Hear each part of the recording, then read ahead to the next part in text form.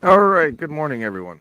All right. So we're going to discuss a few things that I think are important when it comes to, um, well, for one, internet safety, and the importance of research, looking in all sources for information as you chronicle something that you're covering, whether it's a book or a book report or uh, maybe even a magazine, whatever it is you got going on. So, good morning, Honeybee. Good morning, Granny. Good morning, Ash. So, the first thing we're going to discuss is obviously I have not been involved in the Ernie stuff as many other people are, or as long as many people have, for that matter. Maybe a year and a half, 2 years. I don't know, somewhere in that time frame. But he's been doing this for years, right? Um, and all along the while, there's always been one uh, constant, and the constant is that he has uh, outright followers, and then he has enablers. Now, the danger of enablers are that they're not in it for the reasons that are justful, justice oriented. They're not about victims. They're not about children. They're not about advocacy. Their simple existence is chaos. And the more chaos that they can bring to a situation, the better they feel about themselves. And we're going to go over a little bit of that part in my book because I think it's important that it's covered. Okay. One of the people we're going to talk about, obviously, is Renee Marie. We're going to talk about Renee Marie and we're going to talk about um, Nicole. And the reason for that is because one is an enabler, that's Nicole, and one is a willful participant um, in the fuck shit that goes on in the platform. And what allows this stuff to happen is a lack of laws that would hold people like that accountable. The fact that there's multiple states involved, which makes it extremely difficult to hold people accountable, and the lack of accountability, both by the platform and by state officials. Whether it's because they have connections or it's because they just don't understand it, there is just a huge lack of uh, visual accountability for people. And that's a problem because it allows the stuff to continue. It allows people to weaponize state agencies. It allows people to weaponize federal agencies. It allows people to use those systems to torment and create trauma for families or children or parents or grandparents that try to hold these people accountable.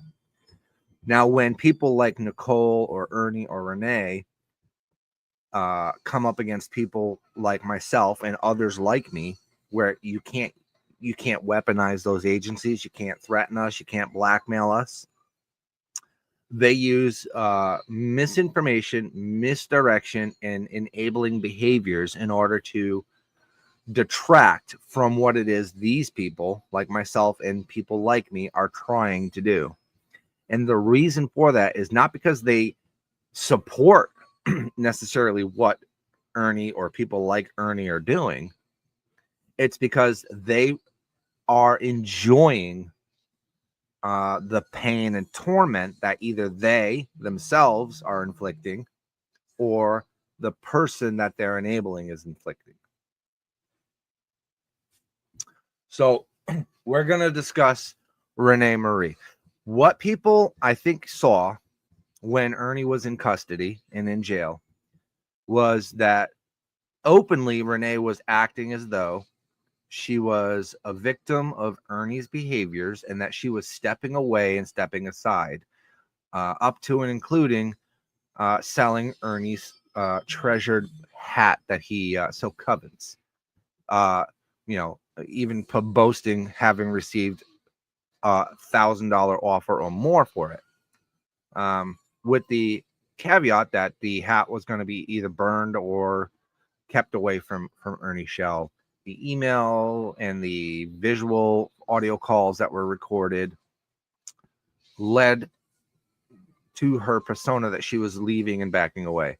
But the reality of it is it was a show, a very well-ran show, because she learned from the best. She learned from people like Nicole. She learned from people like Ernie, like James. She learned how to manipulate people's emotions and how to caveat the victimhood that Ernie Shell does, in fact, inflict on people. He does make a wake of victims. And that's a problem. And I had to delve into why somebody would do that. And yes, I'm almost done with my master's degree in psychology. I'm almost done with my minor in childhood trauma. And yes, this book is part of a project that I'm doing for my final thesis. So yeah, I need to get information. And that information comes from all sources. It comes from Ernie's brother, Ernie's aunt, Ernie's friends, which he does have. Let's not mistake the fact that Ernie does actually have people that love and care about him. And I think that that's important in everybody's life. It's important that people have people that love and care about them. But it doesn't negate what they're doing. It doesn't change who and what they are. I'll be on about year 4, Fox. Year 4. So the psychology of what it is that goes on is very different between Renee and Nicole. One is about love, and one is about chaos. So one is love and one is chaos. So Renee, she actually loves Ernie, like in an attraction type love. So it's not about wanting to aid him per se. It's about that she's in love with him. She believes that they can form some form of relationship, to the point where they could even produce children or whatever it is that they believe. But it's definitely a relationship based on intimacy and love.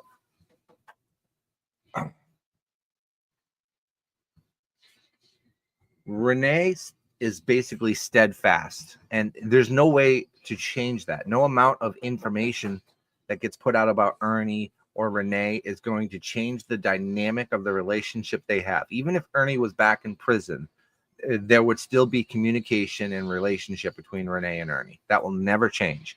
Nothing we do will ever change that. And that's the other misconception on this platform. So people think that this is about revenge or something along those lines when it comes to my specific involvement. For me, it's about putting a very dangerous person back in prison, because that's where he belongs. That is not just a personal belief. There's a factual basis of behaviors that warrant his need to be in prison. The problem with that is the enablers and the supporters and the lack of law that holds people like him accountable. Unfortunately, I can't change any of that. The only people that can change that are elected officials and citizens, advocating to those elected officials that these changes need to be done for specific reasons. And Ernie and Nicole are two primary examples of why these things need to be stopped. Why is it dangerous to use CPS or swatting or police agencies or calling clubs to get people kicked out, or doing the most underhanded things when it comes to families? These behaviors are extremely dangerous, and these people aren't held accountable. And every time they're not held accountable, they get more and more belligerent, more and more daring, until somebody steps up and holds them accountable. And when that happens, if they can't intimidate them, if they can't SWAT them, if they can't CPS them, If they can't find their location and dox them and make them intimidated, then they just start a campaign of outright lies and slander. Right? That's how Nicole functions. If she can't intimidate you, if she can't call places on you. So let's make no mistake, okay? When she says she doesn't call people on Ernie, or when she tells Ernie she didn't call his probation officer, that's false. We know this, right? We know this because we know her behavior, right? It doesn't take a rocket scientist. It doesn't take somebody in her camp. It doesn't take being in her Discord or in her emails or in her text messages to know that that's how she functions. And it's not because she wants to do the heroic thing or the right thing or the correct choices when it comes to legalities. It's because she absolutely thrives on chaos and pain. And the book will dive into those things, not just in Nicole and in Renee and in other supporters of Ernie and the people that support Nicole and people that support me. Okay. Because, like, I think people think I perceive myself as somebody who's not innocent in this. Okay. I have participated in some serious fuck shit on this platform over the decade and a half or two that I've been on it. 2010 or 2011, whatever it was. So, like, I have been on all sides of the argument. I have been in the participation side. I have been in the watching side, not doing anything. And then I've been in the advocacy side. So I've been through all three personas of what it is to be on this platform, whether it's a participant, a listener, or a creator.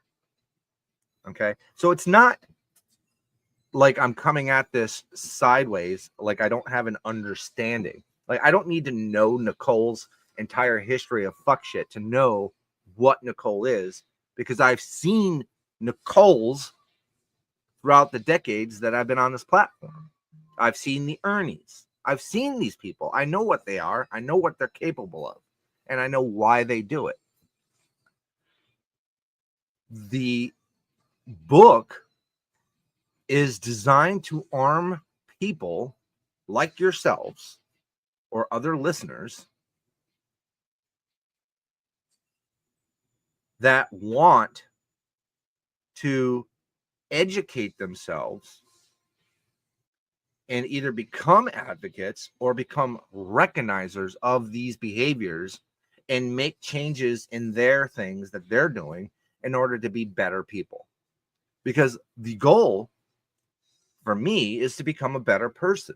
And it should be, quite frankly, everyone's goal. Our goal should be to become better people, especially given the times that we are living in today, where it's becoming blatantly okay to be racist or bigoted or abusive to women or abusive to children. It's becoming normalized by a society based on the actions of elected officials and the lack of integrity and accountability in social media platforms.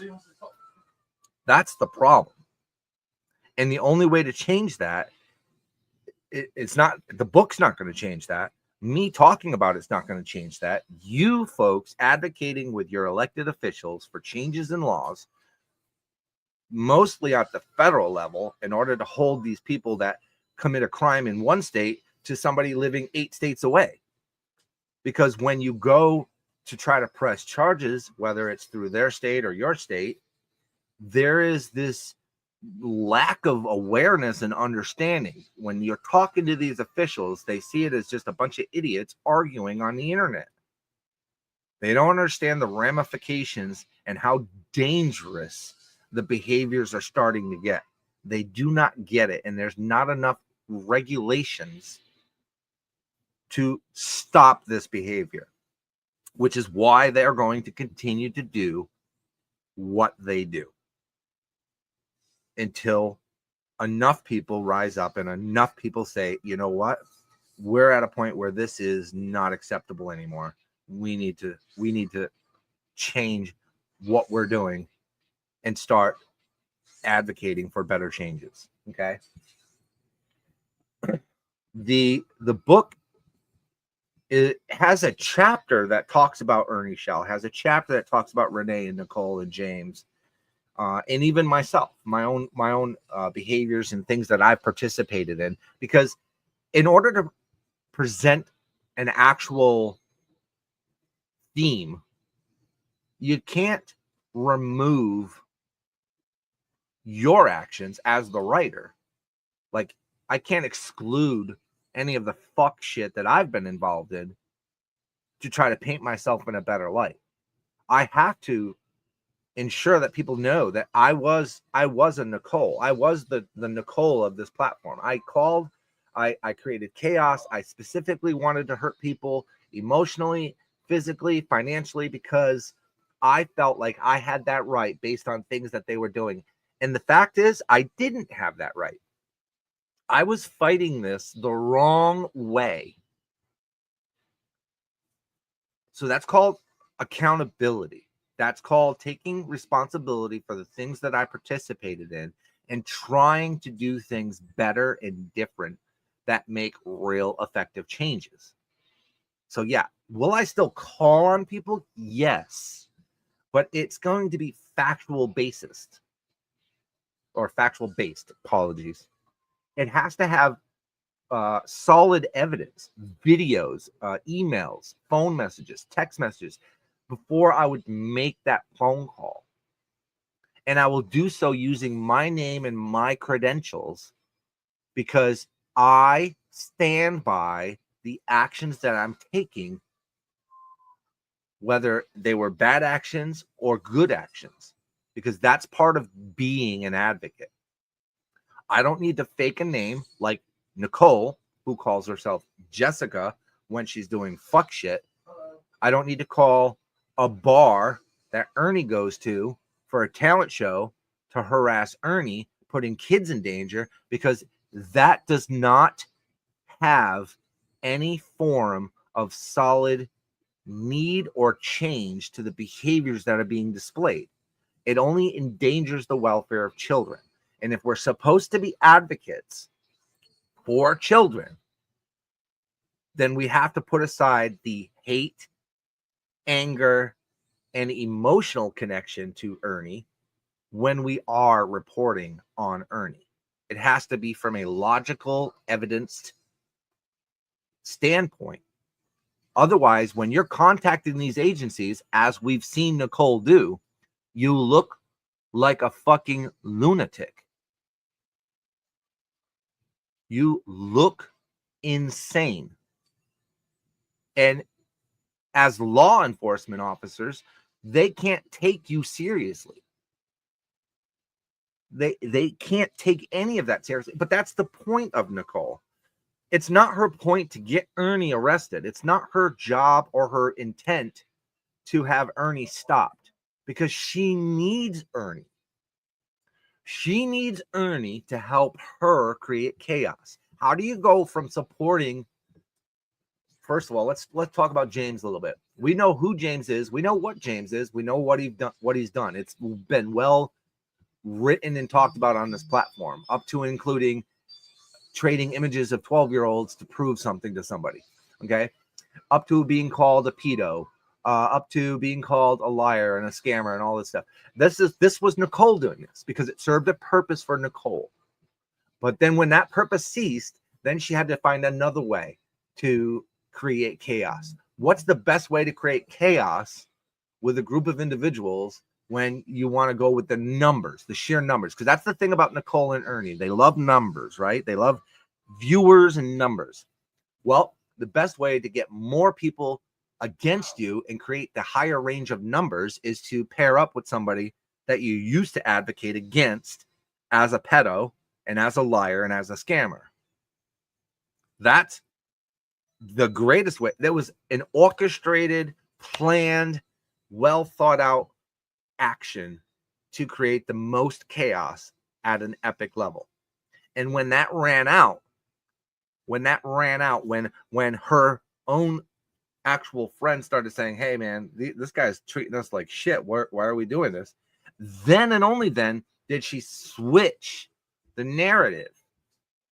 And now she wants to pretend like she has nothing to do with it. She doesn't support any of it. She never had any involvement in it. But she was advocating and supporting and propagating his behaviors, his stories, and his actions. Now that he's gone, the only thing she has left is Ernie.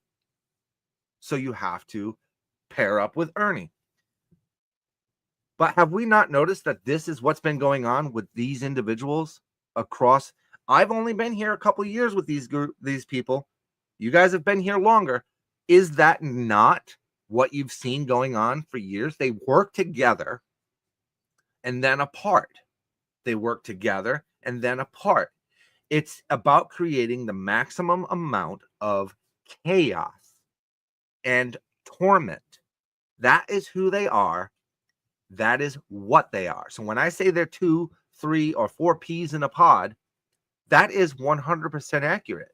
The evidence online shows that behavior. You don't even need to be in psychology to see this. You just need to pay attention. This is not about helping children. This is not about helping families. This is about hurting children, hurting families, and hurting women. And the reason why I can speak on that is because short of the whole faking predator hunting and all that crap, I was on this platform in my early days just specifically to hurt people because I was in pain myself. Too many people had hurt me and I wanted to hurt people back. And I watched them hurt people and I went exactly to their level. And what happened? You'll lose the argument, you lose the battle, and you lose the side of being right. You're no longer the right advocate. You're part of a problem. You can't fix a problem if you are the problem. Like you're adding to it. So what changed my mind? Somebody asked earlier, what changed my mind? The fact that I know that you can't fight crazy on the internet. You absolutely will lose absolutely 100% of the time. And in that process, you can become the very monster that you're trying to fight. And then what do you have left? You have absolutely nothing. So you have to make a change. And it has to be an active change. Hello, Shannon, my love. It has to be an active change. Like we know who Ernie is. We know who Nicole is. We know who James is. Why are we going to give them the chance to continue to hurt people by allowing them to speak? Like, where's the intelligence in that? There is none. Like, yeah, we can call them out. We can do this. We can do. And that's the other thing about Nicole. With Nicole, it's not about doing what's right. It's about being first. Like everything about her is about getting credit for something. Oh, I'm the one that found Ernie. I'm the one, this one proved Ernie was stolen valor before you. This one was this. It's all about being first and getting those views. I am not typically what most people would consider a live streamer. It's not my forte. Okay. I'll go on panels. I'll do a live stream every once in a great while, but mostly I think I would consider myself to be, I don't even consider myself a writer or an artist, to be honest with you, because I use AI to sing my songs. I don't really, I do sing, but not very well. But I write. And it's there's far better writers out there than me. But I write from a lived experience. When I write from, I've been there, I have felt this, I've done this. And that's when I write. And because I can't sing, I have to find ways to have it sung in a way that conveys the message that I'm trying to put out there. It's very difficult. And as my brother, Master Shredder, will tell you, these aren't the first predators that I've faced on this platform. I've Captain Buford, Takedown Man, who else? Cecil, I've worked with groups to take down very high profile predators. That doesn't stop it. It's a patch, because the laws are not in place to fully engulf the nature of what the internet has become. No, my book on this stuff is not on Amazon yet, Sandy.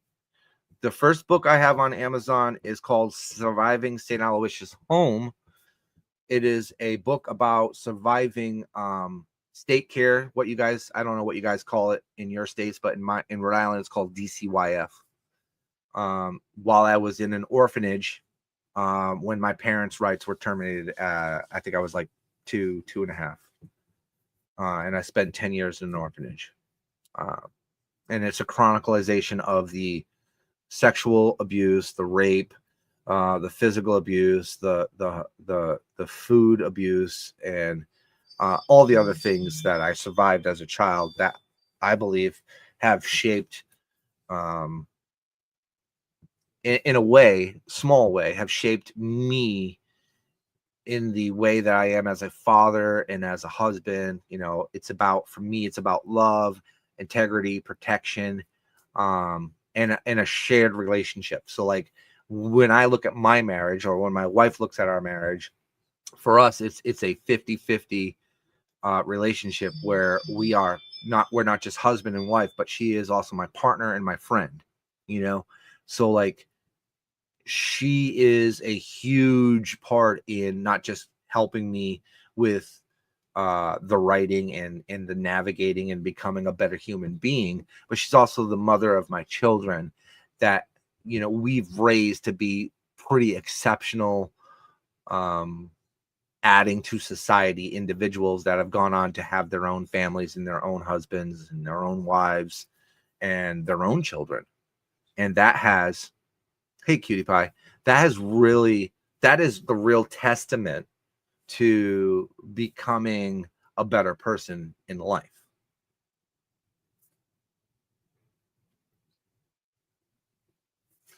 Name or title? The name of the book is called Surviving St. Aloysius' Home, by Angelo Stevens, and it's on Amazon. Currently, the book has sold, we're almost sitting at about 52,000 copies, which is, again, I don't know if that's good or bad. As a self-published author, I thought it was pretty good. And it's ranked like the 20th or 19th somewhere, and it may go up or down depending on sales, because the numbers change, but it was ranked at one point, it was ranked 19th in anger management and 248th in crisis counseling. So the book covers a lot of pain, and that pain can sometimes blind you when you're trying to advocate for people on a social media platform. And those were my early years. Like, this was before I wrote the book. I have been trying to advocate for law changes in Rhode Island, trying to advocate and remove the statute of limitations on crimes against children. And you go up against very powerful, very rich entities like the Catholic Diocese or the Boy Scouts of America, or Christian-based school systems, who put millions of dollars into getting officials elected to not remove the statute of limitations. So last year, after my final testimony at the State House, I was like, you know what? It's time I write the book and be done with it and move on. So December 4th, 2024, that was the day I said, I'm going to finish this book. I had been trying to write the book for years. And every time I get to a certain chapter, I would get so pissed off and so angry that I would just shut the computer down and walk away, because it's like sitting there and remembering the vivid behaviors and abuse that was done to me, and me, one of hundreds of people in that home. But I had to go through and I had to finish it, because I know that sometimes fighting the system is a long, arduous battle that doesn't work. So they can't stop me from telling my story, and that's what I did. And as I was doing that, I was looking at the stuff that we were doing online, both before my epiphany in December and now, and I believe that the book that I'm working on, and I don't know exactly what I'm going to name the book. I had a name in mind. It's called something like Cyber Predators, the Internet Evolved. But I think a better term for it is, who the hell are we talking to anyway? And with a subcategory of social media's influences on the world. Because this isn't just happening in the United States. This is happening globally across many different continents, across many different countries, not just the United States. So who the hell are we talking to anyway? I think is a better name, because it's a reality. Like, who are we talking to? Who am I? Who are you? And there is supposed to be a certain amount of being anonymous on this platform to an extent, but then there's those role players, those LARPers, that take it to an extreme where they become the very persona of who it is they're pretending to be, whether it's a veteran, a nurse, a doctor, or a medical researcher, a lawyer, an activist, an actor, a predator hunter, a police officer, a CID agent, Secret Service, FBI, TBI, SBI, whatever other letters you want to add into that. This is what the internet has evolved to, you know.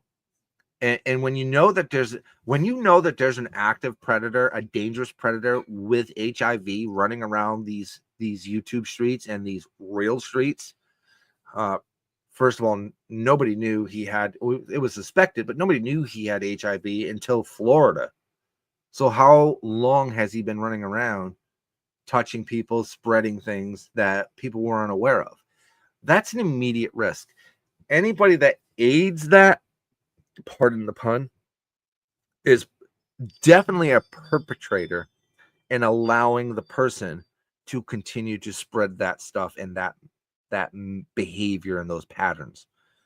Okay, you can't sit here and tell me that you're an advocate.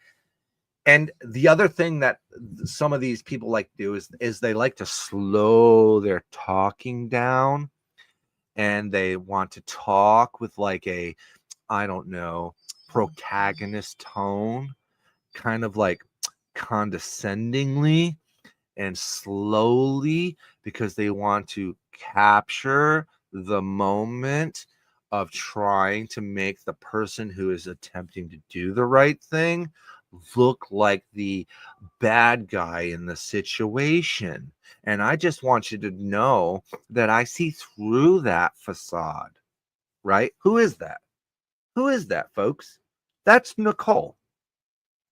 When she's doing fuck shit, that's how she talks, because your speech pattern and your presentation and context of words are part of controlling the narrative and the mindset of the listener. That is part of being a predator. And make no mistake, Nicole is a predator. She's a predator on husbands and wives and children. She does not care about any of them. And we're going to go over a little bit of why that is. And then I'm going to end this stream, because this is definitely going in the book. And Nicole, there's not shit you can do about it. I don't care if you're Mensa. I don't care how smart you think you are. It's not going to work. People have been writing books about Donald Trump for a decade, and there ain't shit he can do about it either. He's tried. So freedom of speech also applies to literacy and literary works. Just so you're aware.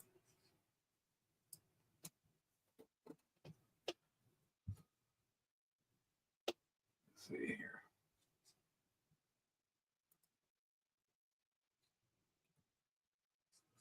All right.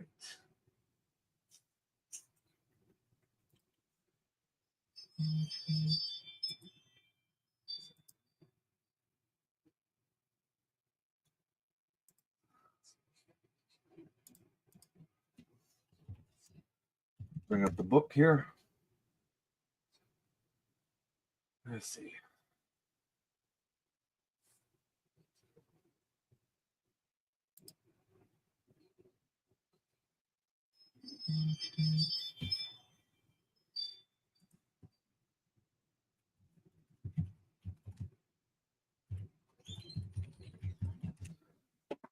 All right, so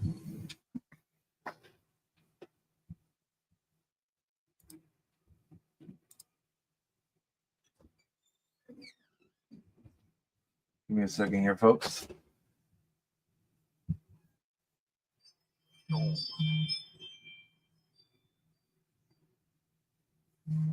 Here we go. So who is Nicole? So Nicole has played a definite role in supporting Ernie Shell, who is known for deception and known for stolen valor. Her actions have very often obstructed justice and enabled Shell fraudulent activities despite the claims of her advocacy. On 3 occasions that I know of, Nicole's warned Ernie Shell of legal trouble. Actually, it's 4 now, allowing him to evade capture. Her actions show a pattern of protection that values Shell's freedom over justice. This has denied victims, and let's be honest, it has denied victims closure and allowed this fugitive to stay at large. And he was a fugitive, and he was at large. Nicole's motivations are complicated by her own admissions of deriving excitement, her words, from the chaos. She has openly stated that creating turmoil and disorder and controlling people's lives brings her a form of sexual thrill and excitement. These are her words, folks. Is this an advocate of children? This admission alone paints a disturbing picture of a woman who not only participates in deception, but actively thrives on the suffering of others. This psychological drive appears to be her fuel for her relentless defense of Ernie Shell, no matter how egregious his actions may be. Let that sink in for a moment, folks. Is this wrong? Am I wrong? Or is this correct? Beyond her direct involvement with Shell, Nicole has a history of dubious alliances and betrayal. At one point, she was engaged in a fierce battle with James, a controversial figure with a proven history of marrying minors and engaging in highly questionable behavior, including the alleged offer of illicit photographs of a child. Yet, despite once standing against him, Nicole has since reconciled with James, choosing to support his deception and lies instead of holding him accountable. The dramatic shift in loyalty suggests that she lives in a transactional nature world with her relationships, aligning herself with those who provide the greatest opportunities for control and influence. Her ability to switch allegiances highlights her opportunistic nature, prioritizing self-interest over ethics.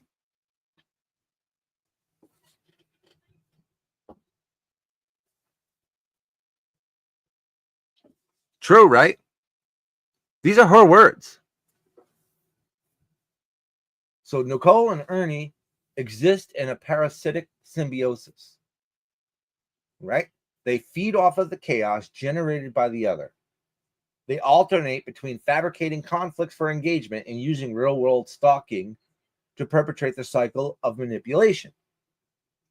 These tactics ensure that the continued attention and support from their followers, who are often unaware of the level of deceit at play, and their toxic dynamic has turned the social media group into a battleground where personal vendettas and fraudulent narratives thrive, creating a cycle of exploitation that keeps them and allows them to be relevant. How similar does Nicole sound like James and I'm sorry, Mr. Nobody, Jimbo? And how similar is Jimbo to Ernie? Think about it. They're all the same. They're all the same people with different agendas and different supporters. That's it. That's the only difference. Nicole, who claimed to have the missing child of a distraught father and mother in her home, who perpetrated the fake shooting at Jimbo's house, who claimed the girl was unknown to anybody, but she knew where she was, to Jimbo, who said he had no idea where she was, but then one day is driving to a police station to turn her in for her to report herself as not missing. That is not child advocacy. That is not child protection. When you're enraging a dangerous man, claiming that you have his child and that you're friends and supportive of Jimbo Collins, and then wonder why that person goes enraged, and then include Ernie into that mix, and then include false reporting to the law about that mix, and then engaging in enraging further, it's because you enjoyed and wanted the chaos. Hey, Andrew, how you doing? Nicole's involvement extends beyond merely assisting Shell. She actively engages in real-world harassment against those who expose her schemes. Victims who speak out against her behavior find themselves targeted by relentless online attacks, false accusations, threats of revenge porn, and even fraudulent reports to government agencies. This is Nicole, by the way. The method of retaliation serves to silence their critics and perpetrate her control over the narrative. Her ability to repeatedly return under new identities despite being banned from multiple platforms is another testament to the failures of social media moderation. Instead of being permanently removed, she simply rebrands herself, picking up where she left off, ensuring her cycle of deception continues uninterrupted.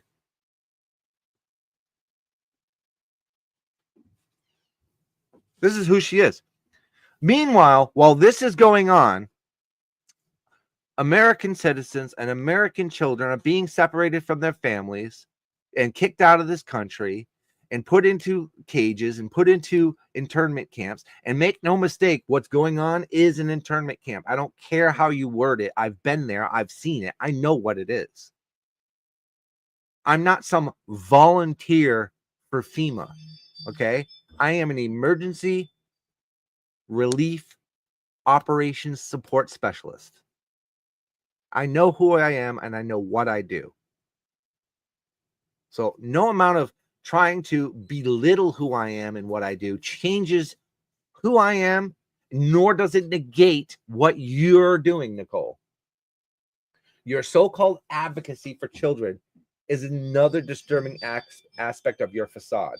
Despite your claims, you repeatedly place children in harm's way through lies, fabrications, manipulation, and the use of government resources.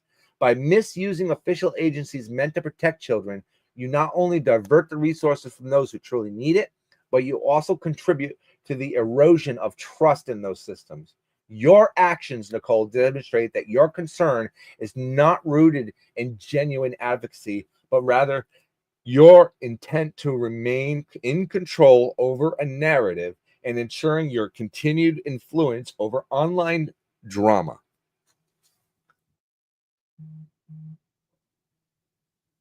That's you.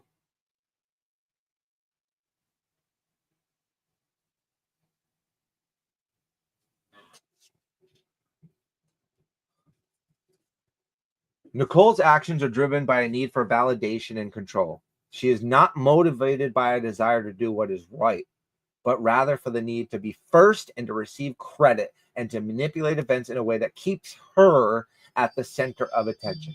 Psychologically, the individuals like her who exhibit this behavior often come from unstable marriages or familial relationships where interactions are transactional rather than emotional. If examined closely, it becomes clear that her drive to engage in deception, conflict, and manipulation stem from a deep-seated personal insecurity and an insatiable thirst for recognition. Now, that's not different. There's no difference there between her and Ernie. There's no difference between Ernie and Jimbo. They're all the same. They do the same thing. If you took Ernie's name out and put Nicole's name in, everything up to probably Stolen Valor would fit her perfectly. And then do the same thing with Jimbo. Take out the Stolen Valor. It's the same stuff.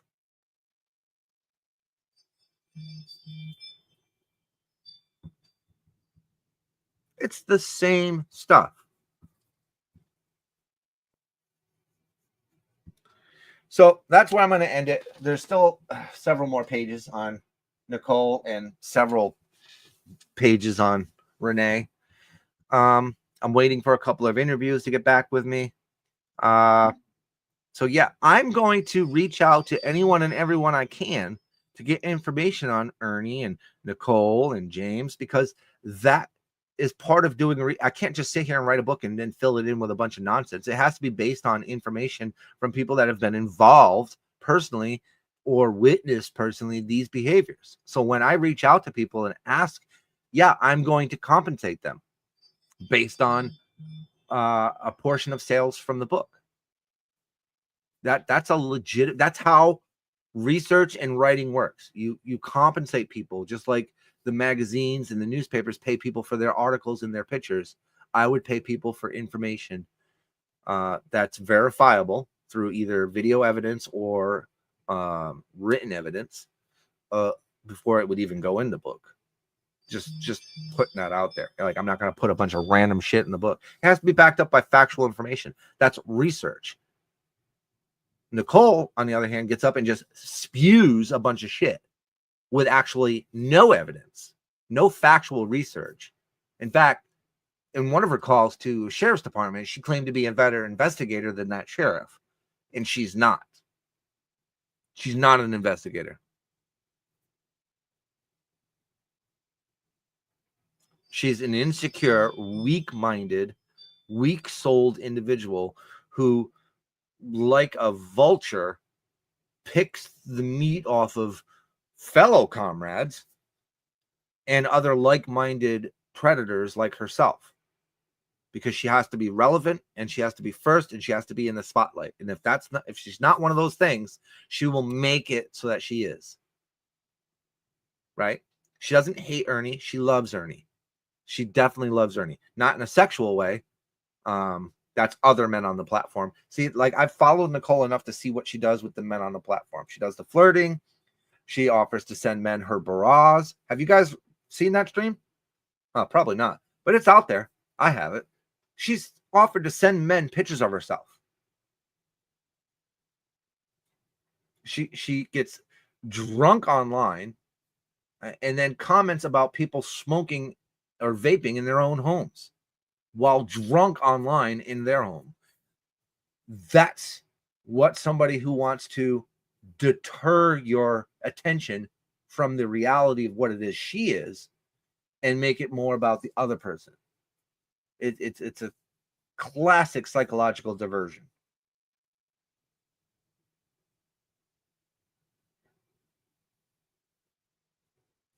Yes, it does, Shannon. It definitely does. Anyways, that's where I'm going to end this, because if I give the whole book away, what's the point of buying the book after it gets published, right? What's the point? But yeah, I won't be intimidated. I won't be threatened. I won't be blackmailed or extorted. Which, yes, I know this may come as a shock, Nicole. Extorting people online is a violation of your probation. It's a violation of your probation. And if you read my email that you claim you read, which a new number of people received, including Blame Katie and Ghost and Traders, in nowhere in that email does it state that I'm doing something wrong or that there's something that can't be done about the behavior. So you're wrong yet again. Yet again, you're wrong. So I can't help the fact that you want to put out misinformation. There's a reason why I record what I do. There's a reason why I share what I do with individuals, because people like you will always exist to try to circumvent the truth so that you can keep the chaotic nature of whatever it is your goal is in motion. That's your goal. But that's not my goal. My goal is to stop a dangerous predator on this platform who poses an immediate risk to women and children. That's my goal. And if that's not your goal, you're in the wrong place. And I want nothing to do with you. So, thank you so much, everybody, for coming. Please don't forget to turn into Shannon681 on Saturdays for her true crime and murder mystery that she does. Andrew Hondo, who does computer builds and survivalist stuff.